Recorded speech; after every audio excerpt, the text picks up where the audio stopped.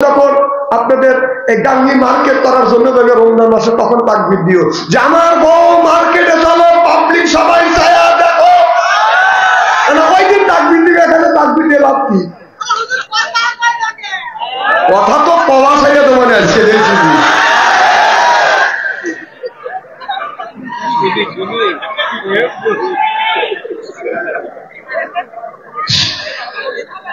সেই নবীর প্রতি জানাই লক্ষ কোটি দরুদ ও সালাম। সকলেই পড়ুন সাল্লাল্লাহু আলাইহি ওয়াসাল্লাম। সর্বপ্রথম জানতেছি আমার ভাইয়ের, আপনারা সকলেই ভালো আছেন? আল্লাহ আপনাদের দয়ালতে সুস্থভাবে সহিভাবে আপনাদের সামনে উপস্থিত করেছেন। তবে আপনাদের পবিত্র জবান থেকে এই গুনাহগার বাঁচানোর জন্য খাস করে দোয়া করুন। অল্প সময় হলেও যেন কোরআন আর হাদিস থেকে বাস্তব ভিত্তিক চারটি কথা আমার মনিব, আমার রব, আমার সৃষ্টিকর্তা, আমার নিজাতদাতা, আমার ইজিকদাতা আমার জবান থেকে যেন বের করে দেয়। সকলেই তামাবি আর একবার বলুন, একটু জোর বলুন।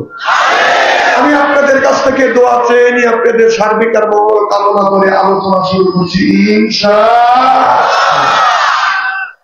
আমার কথা কি বোঝা যাচ্ছে? কি তার বোঝা যাচ্ছে? মাইকের আওয়াজ যদি আর একটু কমান লাগে কমাবেন, খুব ক্লিয়ার। আমার ভাইরা আমার, এটা হলো বেহেশতের বাগান। এখানে যখন নামাজ যেমন ফরজ করা হয়েছে, রমজান মাসে রোজা যেমন ফরজ করা হয়েছে, কোরআনের কথা শোনাও ফরজ। সুবহানাল্লাহ, একটু জোরে বলেন। আল্লাহ বললেন ইজা কুরিয়াল কোরআনু ফাসতামিউ লাহু ওয়া আনসিতু লাআল্লাকুম তুরহামুন। যেখানে যে অবস্থায় আল্লাহর কোরআনের কথা আলোচনা হয়, ওই জায়গায় আল্লাহর রহমত বর্ষিত হয়। সুবহানাল্লাহ। আল্লাহর এক বিন্দু রহমত যদি হরিণের উপরে পড়াইতে হয় বেগুনা কস্তরি, কোন সাপের উপরে পড়াইতে হয় সাপের মণি, হাতির উপরে পড়ে হয় এটা গজমতি। আল্লাহর এক বিন্দু রহমত যদি কোন বান্দার উপরে পড়ে, এই বান্দা হয় আল্লাহর ওলি, আল্লাহর ওলি। সুবহানাল্লাহ। লাআল্লাকুম তুরহামুন।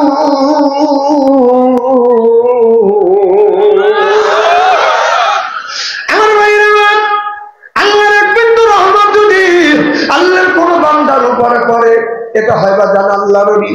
এই জন্য যেই জায়গায় আমরা বলবো কোরআনের কথা শুনবো, এখানে আমি বলবো আমার কাজ হলো একটা, আর আপনাদের কাজ হলো বাদান দুইটা। জোর পান কয়টা? আমরা বক্তা মানুষ, আমাদের কাজ হলো একটা, আর আপনারা শ্রোতা, আপনাদের কাজটা হলো বাদান দুইটা। সর্বপ্রথম নীরবতার সহিত নীরবতা পালন করা লাগবে। কোনো কথা বলা যাবে না, ওঠা বসা করা যাবে না। লাআল্লাকুম তুরহামুন।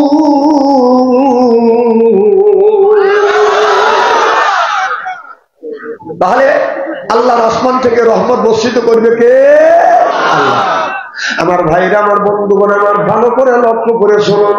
আল্লাহ বলে আল্লাহ কারামনা বানি আদম। আল্লাহু আকবার। আল্লাহ বলে আদমের বেটা বিবি, তোমরা হলে আমার বান্দা, আর করে না কোন রকমের দান্দা। কোরআনের সাথেই থাকবো আমরা বান্দা। এই জন্য হচ্ছে আমরা আল্লাহর বান্দা, আল্লাহর জন্যই কান্দা। যখন সুবহানাল্লাহ।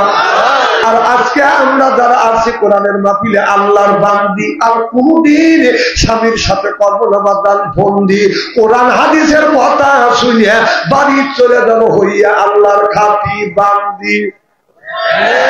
আল্লাহ বলে বান্দা কোরআন শরীফ ধর, বসে বসে পড়, তারপরে তুই মর। আমি কি এতই পর কিয়ামতের ময়দানে আমি আল্লাহ তোমাদের বানা দেব হুরপরিদের বর। সুবহানাল্লাহ।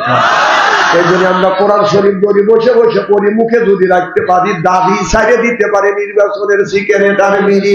আল্লাহ বলে বেহেশতে দিব আমি, পাও টিপে দিবে হুরি আর নুরি। সুবহানাল্লাহ। ওয়াদখুলি ফি ইবাদি ওয়াদখুলি জান্নাতি।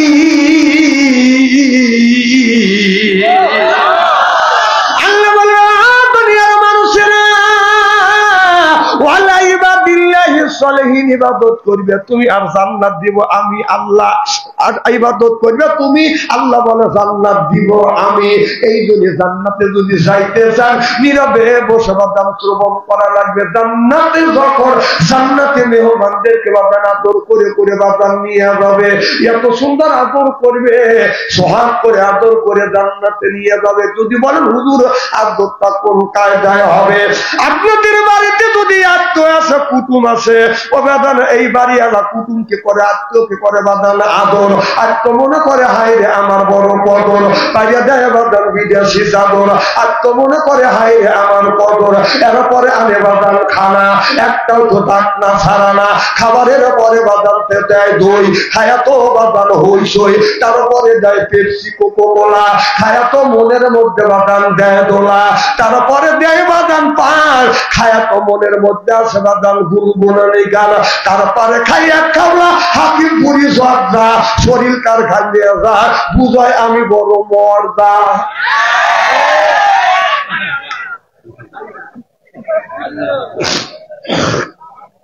আরে ভাই দেশটা হচ্ছে ডিজিটাল, ওয়াজও লাগার লাগবে ডিজিটাল। সেই মান্দার আমাদের ওই ওয়াজের দিনকে আছে, গুগুমলে আলোচাল খায়া ওই ওয়াজের দিন নাই। এখন এটা হলো আধুনিক যুগ, বাস্তব ভিত্তিক কথা বলতে হবে, তবে কে যুবকেরা শ্রবণ করবে আমল করবে। সুবহানাল্লাহ। আমার ভাইরা, আমার মুসলমান ভাইরা, আল্লাহর হাবিবের প্রিয় উম্মতেরা ভালো করে লক্ষ্য করে শোনো।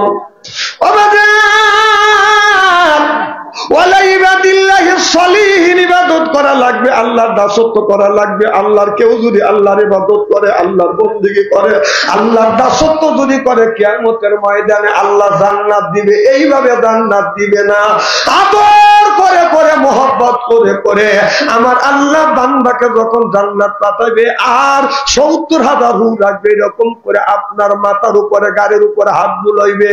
আর জান্নাতি মেহমান হুরের দিকে যখন বাদান তাকাইবে, পিছন দিকে গার বুড়া যখন তাকাইবে, হুরের দিকে বাদান ছায়া থাকবে, এক নজরে ১.৫ ঘন্টা তাকাইবে, চোখের পলক ফেলবে না। সুবহানাল্লাহ। একবার যদি হুর এসে সামনের দিকে দাঁড়ায়, এই মানুষ হুরের দিকে বাদান নজর করবে, এইভাবে বাদান ছায়া থাকবে, এক পলকে ৭০,০০০ বছর চলে যাবে। সুবহানাল্লাহ। এই দেখেন আমাদের দেশের বাদান সুন্দর সুন্দর, যদি কোন মেয়ে আসে বাদান আপনার পায়ে পরে হাই হিল করতেছে, কিলকিল ঠোঁটে লাগাইলে পিছার যুবকের দেয় সিজে, এরপরে রাস্তা দিয়ে চলে পেটও খালি পিঠও খালি। আমি হিসাব করে দেখলাম ওই মেয়েটা অরিজিনাল শয়তানের স্বামী। যুবকের হাতে তালি ছেড়ে না অলি বলি, ওই হুরু যখন আসবে লোকটার গাড়ির উপরে যখন এরকম করে হাত বুলাবে আর জান্নাতে গান আর নৃত্য পরিবেশন করবে আর বলবে না হুল্লন কমে দাতু ফালানা যে দূর না হুমন মাতু ফালানা বাসু না হুমন রাজেয়াতু ফালানা ফাতু তু বালে মান কানা লালা ওয়া কুন্না লাহু। আল্লাহু আকবার। এই হুর আসবে লোকটার গাড়ির উপরে হাত বুলাইবে আর লোকটা আশ্চর্য হয়ে যাবে আর বলবে আল্লাহ যা দুনিয়ায় তোমার কাছে আশা করি নাই সেই জিনিসটা পায়া গেলাম। সুবহানাল্লাহ। এই দেখেন আমাদের দেশের কিছু মেয়েরা ঠোঁটে লিপস্টিক লাগাইয়া এরপরে শর্ট কামিজ গায়ে দিয়ে করোনা গলায় ঝুলাইয়া রাস্তা দিয়ে যায় আর তাই এই যে আমাদের এই দেখো দুনিয়া ভুলে যাবে, হায় দুনিয়া ভুলে যাবে। ওয়া ওয়া ওয়া। বাংলাদেশের হুরেরা, বাংলাদেশের যেই যুবকের ভিতরে দুইটা জিনিস আছে, এক নম্বর ইন্নাল্লাযিনা আমানু, ইন্না মানে নিশ্চয়ই আল্লাযিনা যাহারা ঈমান আনবে ওই আল্লাহর উপরে, ও আমিলুস সলিহাত আর যারা নেক কাজ করবে।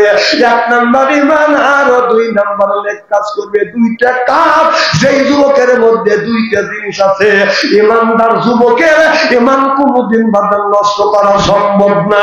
সিল্লাপান ঠিক কিনে রাস্তা দিয়ে মেয়েরা হাইতে যায় আর তাই হাঁটতে জমজম পায়ে জমজম সিনা কম কম করতেছে, আবু হতে বদন তেরা মেয়েরা হেলে দুইলা চলতেছে। সিল্লাপান ঠিক কিনে এই কাজ করি মেয়েরা রাস্তা দিয়ে যায়। আল্লাহ বললেন ক্বাদ আনজালনা আলাইকুম লিবাসা, ও মানুষেরা রাস্তা দিয়ে যখন তোমরা চলবে তোমরা পর্দা করে চলবে, বোরকা করে চলবে। বোরকা পরে একটা মেয়ে যদি রাস্তা দিয়ে হাঁটে যায়, হাতে হলো বাঁধান মোজা, পায়ে হলো বাঁধান মোজা, এরপরে মাথায় বাঁধান, গায়ে হলো বাঁধান আপনার বোরখা, মুখটা দেখে রাস্তা দিয়ে যায়। মানুষ দেখে বলে, আপনার ওই মেয়েটাকে দেখে বলবে খালা আম্মা, ফুবু আম্মা, চাচি আম্মা, তোর কম ঠিক কিনে। আমাদের দেশের 60 বছরের নানি সব কামিজ লাগাইয়ে, ঠোঁটে লিপস্টিক লাগাইয়া, চোখে আইমারা মা খাই, বুড়ি মা খাইয়া, এরপরে মিনি বেগ বলে আপনার বগুলের নিচে নিয়ে আপনার মোবাইল করতে করতে যা 60 বছর দিল, 60 বছর বুড়া নানি লিপস্টিক লাগায়, সব কামিজ লাগাইয়া নানি রাস্তা দিয়া যায়, ওই সব কামিজ লাগাইয়া নানি রাস্তা দিয়া যায়, 60 বছর নানি ঠোঁটে লিপস্টিক লাগায়। আল্লাহ বলে ক্বাদ আনজালনা আলাইকুম লিবাসা, রাস্তা দিয়া যখন চলবে তোমরা লিবাস পরে চলবে। সুবহানাল্লাহ। তো খুব কি খারাপ লাগতেছে নাকি? বোঝা যাচ্ছে তো?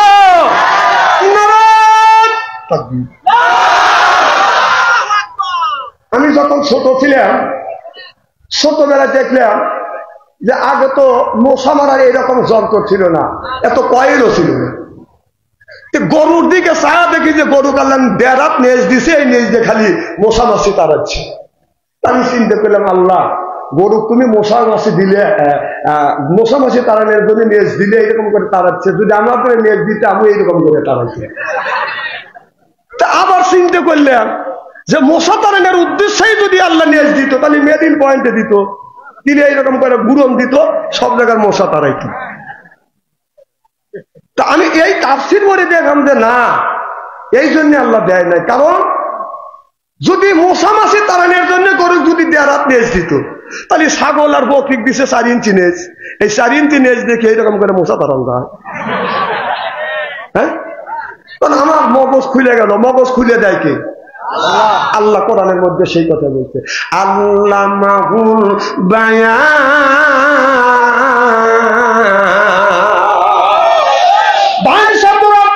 আমি 7টা, আমার সাইডে যারা বেশি আলোচনা করে তারা বাদান আরো বেশি ভাবে। বান শব্দের অর্থ হলো জ্ঞান, বান শব্দের অর্থ হলো বুদ্ধি, বান শব্দের অর্থ হলো চেতনা, বান শব্দের অর্থ হলো মেঘা, বান শব্দের অর্থ হলো প্রজ্ঞা, বান শব্দের অর্থ হলো বাদান কথা, বান শব্দের অর্থ হলো বাদান ভাষা। আল্লামাহুল বায়ান।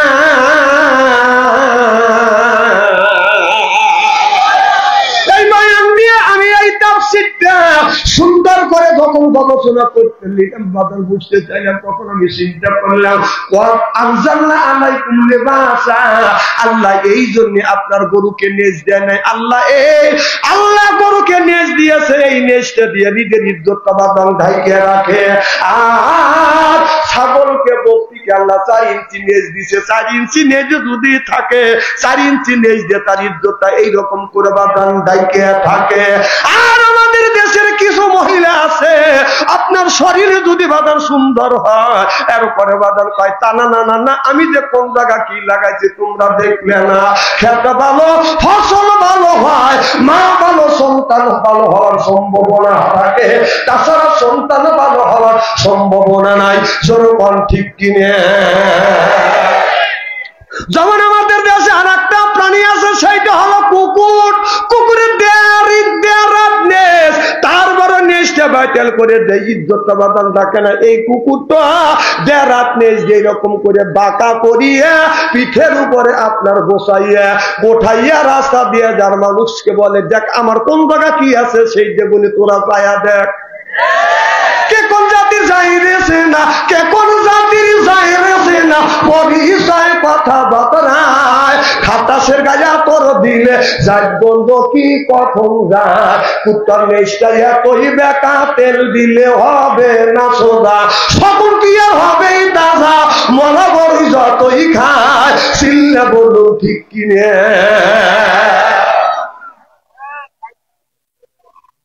কি খাচ্ছে আর মার ভালো কর, এদিক তাকান, চেহারা কি একবারে খারাপ নাকি? শোনেন, আলেম যতই কালো হোক তার চেহারার দিকে চা থাকলে ছবিরে গুণা মাফ করে দেয় কে? যখন এদিন সব সময় আলেম কালো হলে, কালো যদি হয় আলেমের দিকে চা থাকবে ইনশাআল্লাহ। আমার ভাইরা, মুসলমান ভাইরা, আল্লাহর হাবিবের ব্যায়ামাতেরা ভালো করে লক্ষ্য করে শুনুন, আমলে নিয়েতে বাদান শুনতে হবে। মেহেরপুরের জেলার যুবকেরা, তোমরা এক কথা আমি তোমাদের বুঝাতে চাই। আল্লাহ কোরআন কারিমের মধ্যে 80 থেকে 82 জায়গা বললেন, ওয়াকিমুস সালাহ, নামাজ কায়েম করো, ওয়াতু যাকাত, যাকাত আদায় করো, কুতিবা আলাইকুমুস সিয়াম, রমজান মাস আসলে রোজা রাখো। এ কথা কার? আল্লাহ বললেন, ইন্নাস সালাতা তানহা আনিল ফাহশাই ওয়াল মুনকার, নামাজ পড়লে অন্যায় অশ্লীল কাজ থেকে এই মানুষকে বাদান ফিরিয়ে আনে কে? আপনার নামাজ পড়বার পরে লোকটা যদি মিথ্যে কথা বলে, নামাজ পড়বার পরে যদি লোকটা বাদান সুদ খায়, নামাজ পড়বার পরে লোকটা যদি ঘুষ খায়, নামাজ পড়বার পরে নারীর দিকে যদি ছায়া থাকে, তোরে বুঝতে হবে ওই লোকটার নামাজ কাঙ্ক্ষিত মানের নামাজ হচ্ছে না। আল্লাহ নবী যেইভাবে নামাজ পড়ছে ওই নামাজ আমাদের হচ্ছে না। চিল্লা পান ঠিক কিরে? আল্লাহ বলে, কুল ইন কুনতুম তুহিব্বুনাল্লাহ ফাত্তাবিউনি ইহবিবিকুমুল্লাহ। ও দুনিয়ার মানুষেরা, আমি আল্লাহ, আমাকে যদি পেতে চাও তাহলে আমারও বন্ধুর অনুসরণ অনুকরণ করো। আর বন্ধুর অনুসরণ অনুকরণ যদি করতে পারো, ওয়ায়াগফিরু লাকুম যুনুবাকুম, আমি আল্লাহ জিন্দেগীর জীবনের গুনাহ মাফ করে দেব। মাফ করে ক্ষান্ত হব না, আমি আল্লাহ তোমাদের বন্ধু হয়ে যাব। সুবহানাল্লাহ। আজকে আমরা আল্লাহর বন্ধু হই না, আজকে আমাদের দেশের যুবক ছেলেরা বন্ধু হয় বাদান আপনার চিত্ত জগতের নায়ক নায়িকাদের বাদান বন্ধু হয়েছে। রাস্তা দিয়ে আমার মেয়ে রাস্তা দিয়ে হাঁটতে পারে না, যুবকটা বাসে বাদান সাউন্ড দেয়, তোর পান ঠিক কিনে। আমি একদিন রাস্তা দিয়ে যাচ্ছি, দেখি একটা যুবক ছেলে একটা মেয়েকে দেখে বলতেছে, সুন্দরী মেয়ে তুমি, তোমার প্রেমেতে আমি পড়েছি, তাই তো দিওয়ানা হয়েছি। নাউজুবিল্লাহ। তো ভগবান হাসানের দেশার রাদিয়াল্লাহু তাআলা হইতে হাদিসে বর্ণিত, ক্বালা ক্বালা রাসূলুল্লাহ সাল্লাল্লাহু আলাইহি ওয়াসাল্লাম বলেছে, বিল বাসাই ওয়া যাররাই ওয়াহিয়াল বাসিয়াতুল জান্নাহ। রাওয়াহুল বুখারী, হাদিস শরীফের মধ্যে আছে, অন্যায় দেখলে প্রতিবাদ করো, ন্যায়ের পক্ষে কথা বলো। এ কথা কার? আল্লাহর নবী বলেছে, ঈমানদার যারা অন্যায় দেখলে প্রতিবাদ করো, ন্যায়ের পক্ষে কথা বলো। আল্লাহর নবীকে বাদান শিখিয়ে দিচ্ছে। আমি চিন্তা করলাম, যুবকটা একটা যুবতী নিয়ে রাস্তা দিয়ে হাইতে যাবে আর স্বাধীনভাবে যাইতে পারবে না, তা তো কোনোদিন হইতে পারে না। একটা যুবক অন্যায় কথা বলবে, এটা কিন্তু মানা যায় না। যুবক যখন বলছে, সুন্দরী মেয়ে তুমি, তোমার প্রেমেতে আমি পড়েছি, অমনি সুন্দর করে আমি গজল বানাইয়া বললাম, ও দয়াল নবী, আমি তোমার প্রেমেতে আমি পড়েছি, তাই তো দিওয়ানা হয়েছি আমি, তাই তো দিওয়ানা হয়েছি। আমার এই গজল শুনিয়া পাথরের মতো দাঁড়িয়ে গেল। এখন যুবক কান্দে। আমি বললাম, যুবক কেন তুমি কান্দো? যুবক বল, হুজুর আপনি এত সুন্দর অশ্লীল গায়নটা এত সুন্দর করিয়া কোরআন দিয়ে হাদিস দিয়া নবী দিয়া সুন্দর করে বুঝ দিলেন। হুজুর আমার অন্তর চোখ খুলে গেল। আল্লাহ যতদিন বাঁচা রাখবে, জিন্দিগি জীবনে অশ্লীল গান বাজনা গাবো না। আল্লাহর ঘর মসজিদ কোনোদিন ছাড়বো না। সুবহানাল্লাহ। মাইয়াহদি আল্লাহু ফালা মুদিল্লাহি লাহু আল্লাহ যারে হিদায়াত করে মানুষ তারে গোমরা বানাইতে পারে না। আল্লাহ যারে গোমরা বানায়, আমার মতো মৌলবী বাচ্চু আনসারীকে বাইতে খাওয়াইলে এই লোকটা হেদায়েত নসিব হবে না। হেদায়েতের মালিক কে? তাহলে হেদায়েত পাবো আমরা কার কাছে? জোরে পান। চাইতে জানলে হয় না কাঙ্গা।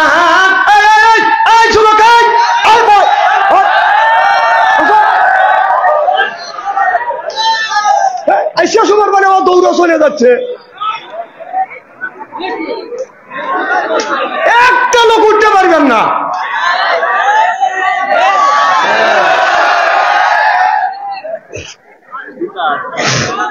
তাও দুইজন বুদ্ধি করে যাচ্ছে, যাও যাও তোর বাড়ির, যা তোর কপালে দুঃখ আছে, তোর বউ দেখ কি কাজে শুনি কোরআনের মাহফিলে সভা শোনার জন্য যাচ্ছি, আর তুমি উঠে চলে বিড়ির নেশা ধরছে।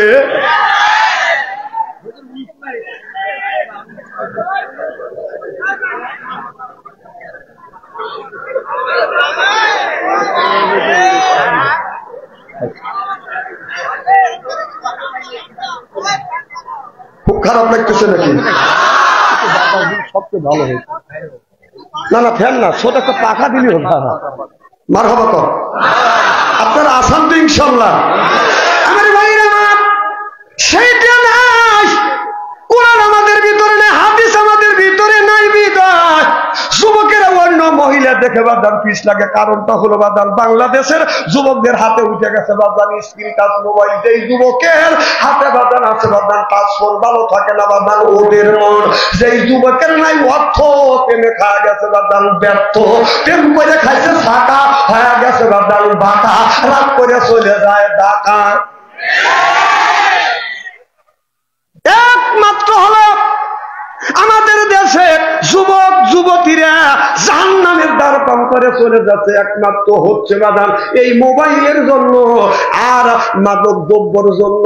দুইটা কারণে আমাদের দেশের সোনার ছেলেরা সোনার মেয়েরা জাহান্নামের পথে বাদান চলে গেছে। রসুল বলেছে ইয়ার পলিন বিদ্যা উঠে যাবে, ইয়াকসুরুল জাহিল, জাহিলিতে বর্তিত হবে। সেই অবস্থা আজ সোনার বাংলার জমিনে হয়েছে। জনগণ ঠিক কিনা? প্রীতির জ্বালা, মোবাইলের মেলা, এখন আর চিঠি লেখা লাগে না। ও ছেলে সারা রাত জাগিয়া ফোনে কথা বলিয়া লেখা পড়াইয়া ছেলের ভালো লাগে না। লেখা পড়া আমি ভালো লাগে না। মোবাইল ফোন আসিল কি তোলা লাগিল, ফটরের গুম তো তোলার বাংলো না।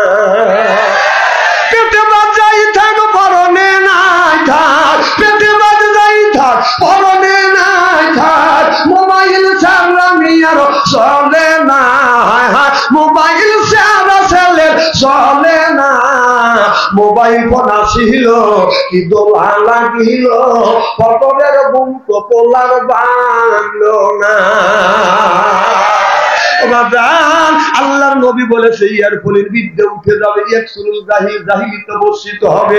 সেই অবস্থা আজ সোনার বাংলার জমিনে হচ্ছে। চিল্লাম ঠিক কিনা?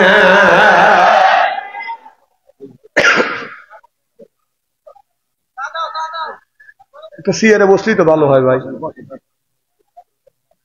এই যে আনোয়ার মেম্বার ভাই আমার সাথে যোগাযোগ করছে, মাথাবাড়ি পিছনে তারা বললো ভাই যারা আছেন, আমি ভাইজানের কথা আল্লাহ কবুল করছে, আপনাদের কাছে আসছি, বেশি কোনো কষ্ট দেবো না, শুধু আপনাদের দোয়া নেওয়ার জন্য। জনগণ মাথাবো খুব আস্তে আস্তে বাতাস দেন, এই যে এখানে যেন আওয়াজ না লাগে। খুব খারাপ লাগতেছে নাকি? চলবে তো?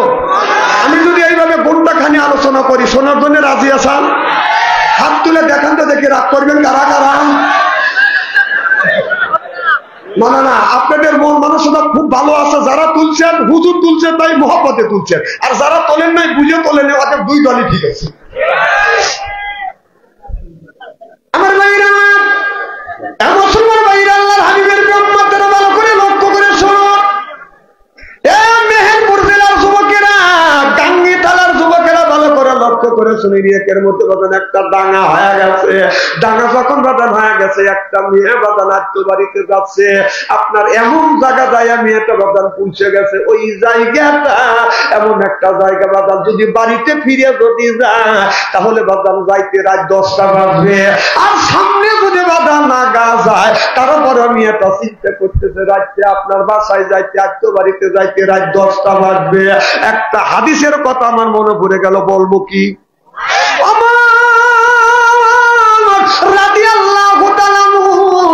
আপনার ইসার নামাজ পড়িয়া করিয়া বাদাম বাসায় যায় না, এসার নামা করিয়া অর্ধ তোমার রাস্তা দিয়ে বাদাম হেঁটে যাচ্ছে, যাইতে যাইতে লক্ষ্য করে দেখে অর্ধ তোমার মনে মনে চিন্তা করতেছে, আল্লাহ রাত বাজে 12টা, এই রাত 12টার মধ্যে একজন যুবতী মহিলা মাঠের মধ্যে এইরকম করে টাচ টাচ করে বাদাম হেঁটে যাচ্ছে। অর্ধ তোমার মনে মনে চিন্তা করতেছে, আল্লাহ তুমি আমাকে মদিনার প্রেসিডেন্ট বানাইছো, ও আল্লাহ আজ তুমি আমাকে মদিনার প্রেসিডেন্ট বানাইছো রে আল্লাহ।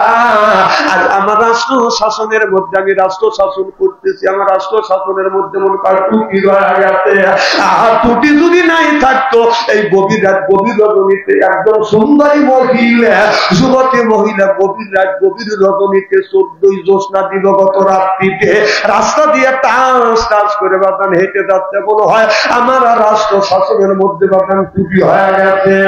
আল্লাহ আমার রাষ্ট্র শাসনের মধ্যে যদি ভুল হয়ে থাকে কিয়ামতের ময়দানে আল্লাহ তোমার আদালতে যদি আমাকে তুমি প্রশ্ন করো আল্লাহ আমি কি জবাব তোমার কাছে দেব? এই বলে হযরত ওমর ওই মেয়েটার দিকে আগা যাচ্ছে আর মনে মনে চিন্তা করতেছে, আমি মেয়েটাকে জিজ্ঞাসা করবো, মা গভীর রাত গভীর রজনীতে তুমি একা একা কেন যাও? এবার মেয়েটা মনে মনে চিন্তা, মেয়েটা হযরত ওমরকে দেখছে, এটা অর্ধ পৃথিবীর প্রেসিডেন্ট, এটা হযরত ওমর, মেয়েটা বাদাম জানে না। মেয়েটা মনে মনে চিন্তা করতেছে, আল্লাহ হযরত ওমরের রাষ্ট্র শাসনে রাস্তা দিয়ে স্বাধীনভাবে আমরা হেঁটে গেছি, কোনোদিন অসুবিধা হয় নাই।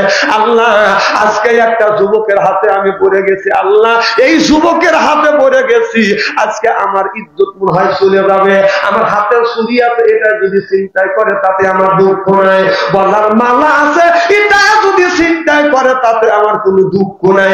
আল্লাহ আমার চরিত্রটা যদি নষ্ট করে ফেলে জীবনে আর চরিত্রটা আমি খুঁজে পাবো না।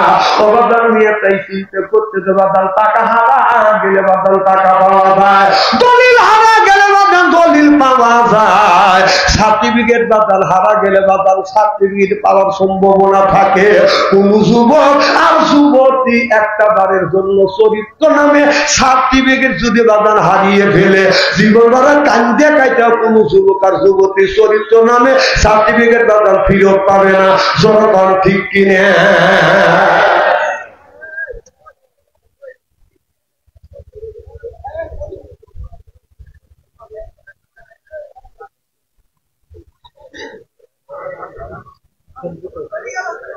যাক না, ওরা সেলফি তুলবে লেগে হেলে ঘুরতেছে, ওরা সেলফি তুলবে আর ফেরিঘাটের পিছনে ঘুরতেছে, কথা বুঝতেছেন না? আচ্ছা আমার কথা শোনেন, আতর গোলাপ শরীরে মাখাইয়া রাস্তা দিয়ে গেলে কি কোনো মাসি শরীরে পিছনে ঘুরবে? কথা কয় না, মাসি ঘুরবে।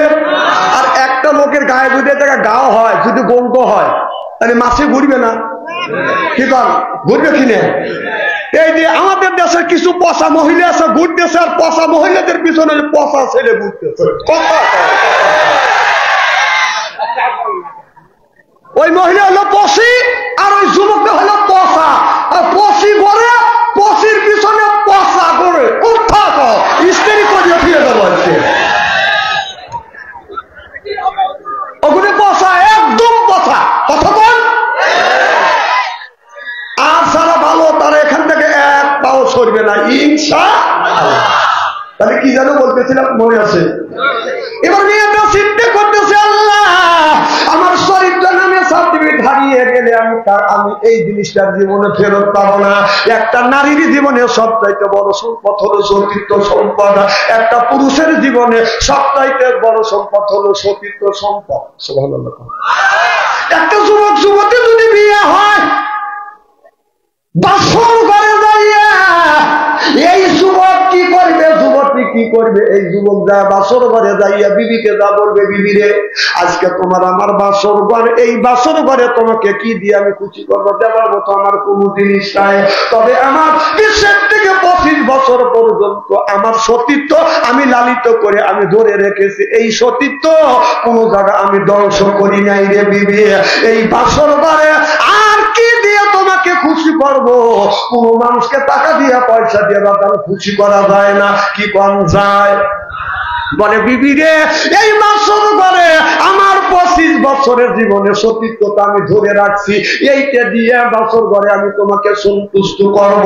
আর একটা মিয়া বাসর ঘরে যাইয়া স্বামীকে কি দিয়ে খুশি করবে, বলবে স্বামী রে আমার 1 থেকে শুরু করে 19-20 বছরের জিন্দিগিতে আমি আমার সতীত্ব আমি ধরে রেখেছি, এই সতীত্ব আমি সর্বনাশ করি নাই, তোমার আমানত আমি তোমার কাছে বুঝিয়ে দিলাম। একটা জীবনের, একটা ছেলের জীবনের সবচাইতে বড় সম্পদ হলো সতীত্ব সম্পদ, একটা মেয়ের জীবনের সবচাইতে বড় সম্পদ হলো সতীত্ব সম্পদ। এই দিয়ে স্বামী বিবিকে খুশি করে, বিবি স্বামীকে বাদান খুশি করে। মেয়েটা মনে মনে চিন্তা করতেছে তোমাদের রাস্তায় আমি বসবাস করি, বহুদিন এই পথে চলাফেরা করছি, কোনদিন যুবকের হাতে পড়ি না।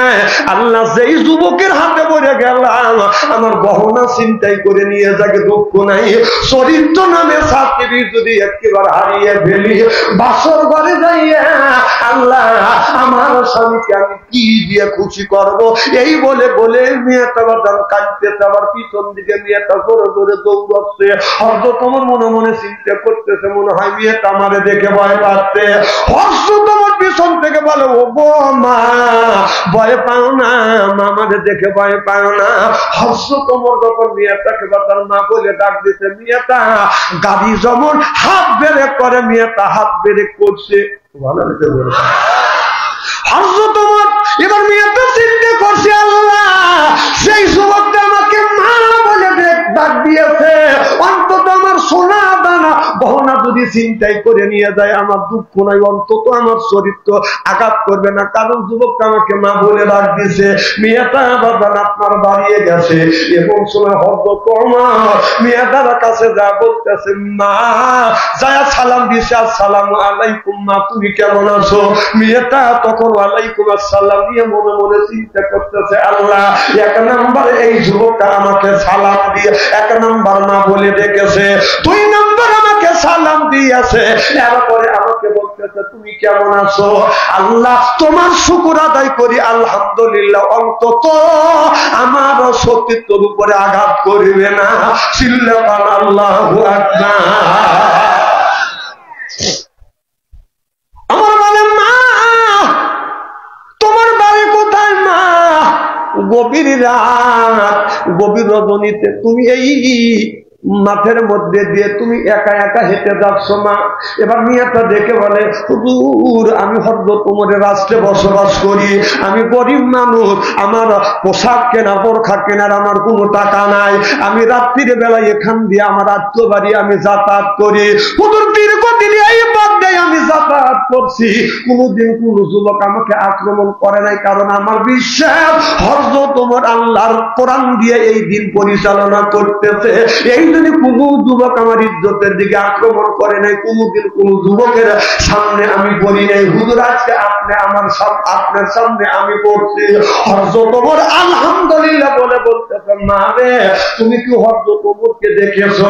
মেয়েটা বলে হুজুর হযরত ওমরের রাষ্ট্রে বসবাস করতেছি কিন্তু হযরত ওমরকে দেখি নাই।